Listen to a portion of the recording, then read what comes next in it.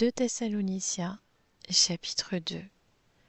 En ce qui concerne le retour de notre Seigneur Jésus-Christ et notre rassemblement auprès de lui, nous vous le demandons, frères et sœurs, ne vous laissez pas facilement ébranler dans votre bon sens, ni troubler par une révélation, par une parole ou par une lettre qui semblerait venir de nous, comme si le jour du Seigneur était déjà là.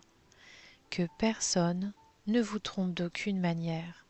En effet, il faut que l'apostasie arrive d'abord et qu'apparaisse l'homme de péché, le fils de la perdition, l'adversaire qui s'élève contre tout ce qu'on appelle Dieu ou qu'on adore. Il va jusqu'à s'asseoir comme Dieu dans le temple de Dieu en se proclamant lui-même Dieu. Ne vous rappelez-vous pas que je vous disais cela lorsque j'étais encore chez vous? Et maintenant, vous savez ce qui le retient, afin qu'il n'apparaisse que lorsque le moment sera venu pour lui.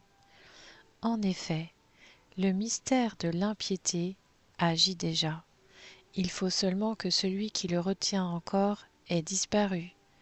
Alors apparaîtra l'impie, que le Seigneur Jésus détruira par le souffle de sa bouche, et qu'il anéantira par la manifestation de son retour. La venue de cet impie se fera par la puissance de Satan, avec toutes sortes de miracles, de signes et de prodiges mensongers, et avec toutes les séductions de l'injustice pour ceux qui périssent parce qu'ils n'ont pas accueilli l'amour de la vérité pour être sauvés. C'est pourquoi Dieu leur envoie une puissance d'égarement, pour qu'ils croient aux mensonges, afin que tous ceux qui n'ont pas cru à la vérité, mais ont pris plaisir à l'injustice, soient condamnés. Quant à nous, frères et sœurs bien-aimés du Seigneur, nous devons constamment dire à Dieu toute notre reconnaissance à votre sujet, parce que Dieu vous a choisi dès le commencement pour le salut, par la sainteté que procure l'Esprit, et par la foi en la vérité. C'est à cela qu'il vous a appelé par notre évangile, pour que vous possédiez la gloire de notre Seigneur Jésus-Christ.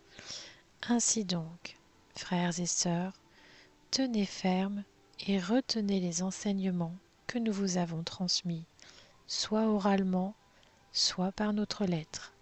Que notre Seigneur Jésus-Christ lui-même, et Dieu notre Père, qui nous a aimés et qui nous a donné par sa grâce une consolation éternelle et une bonne espérance, encourage votre cœur et vous affermisse dans toute bonne œuvre et dans toute bonne parole.